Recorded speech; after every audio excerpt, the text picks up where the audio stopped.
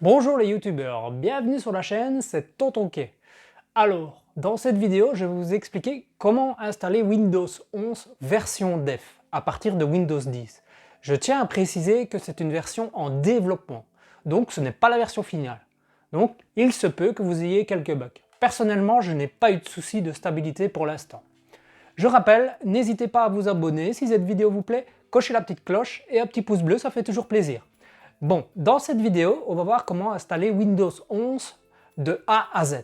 Commençons par les prérequis pour l'installation. Tout d'abord, pour installer Windows 11, il vous faut une configuration assez récente. Apparemment, chez Intel, on peut installer Windows 11 à partir de la 7e génération.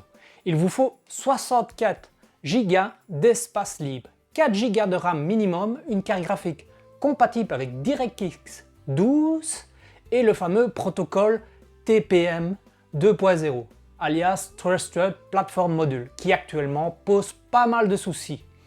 Mais on verra par après comment l'activer, je vais vous l'expliquer dans la vidéo. Maintenant, passons à l'installation. Vérifiez tout d'abord que votre Windows 10 soit bien à jour via Windows 8.4, avec la dernière version. Si c'est le cas maintenant, rendez-vous sur la page de Windows Insider. Je vais vous mettre le lien en dessous dans la description. Cliquez sur le lien « S'inscrire » une fois que vous êtes sur la page. Vous allez devoir vous connecter à votre compte Microsoft. Cochez la case des conditions et ensuite cliquez sur « Distribution » de la version d'évaluation. Maintenant, il faut faire une certaine manipulation pour pouvoir voir la nouvelle version de Windows 11. À ce moment-là, il y aura une petite manipulation à faire pour que votre programme Windows Insider soit détecté. Vous allez dans Paramètres de confidentialité et vous cochez la case « Les données de diagnostic facultatif ». Envoyez information sur le site web. Si vous ne faites pas ça, vous ne saurez pas installer Windows 11. Maintenant, on va parler du fameux protocole TPM 2.0. En fait, c'est un module cryptographique qui améliore la sécurité de votre PC. Mais il n'est pas activé par défaut, même sur les configurations récentes. Maintenant, vous pouvez toujours vérifier, parce que sinon, vous allez peut-être avoir la même erreur que moi, celle que je vous mets à l'écran là. Maintenant, tout d'abord, vérifiez quand même qu'il ne soit pas activé. Vous allez dans la barre de recherche, vous tapez « Exécuter » et vous rentrez la commande que je vais vous mettre en dessous. Vous cliquez sur « OK » et là, vous avez une page qui s'affiche et vous voyez si le protocole est activé ou pas. Maintenant, s'il n'est pas activé, je vais vous montrer tout de suite comment l'activer via le BIOS Asus. À mon avis, c'est fort représentatif des autres BIOS aussi, ça doit être fort les mêmes options. Donc vous pouvez quand même vous baser sur ce que je vais vous montrer là. Vous redémarrez le PC en appuyant sur F2 ou Delete. Le BIOS s'affiche, vous cliquez sur Avancer, Configuration PCHFW. Ensuite, vous activez le TPM Firmware. J'ai du mal à le dire, Firmware. OK, maintenant vous cliquez sur la touche Escape et vous cliquez sur OK, enregistrer les paramètres et redémarrer. Et voilà, votre TPM 2.0 est activé maintenant. Vous pouvez aller dans les mises à jour de sécurité, cliquez ensuite sur Programme Insider, puis Commencer. Vous devez lier votre compte Microsoft. Cliquez sur Continuer et là, si vous voulez la dernière version de Windows, il faut mettre le canal de développement. Cliquez ensuite sur Redémarrer. Une fois redémarré, vous pouvez retourner dans Mise à jour et sécurité et vous voyez qu'il y a une option qui est apparue.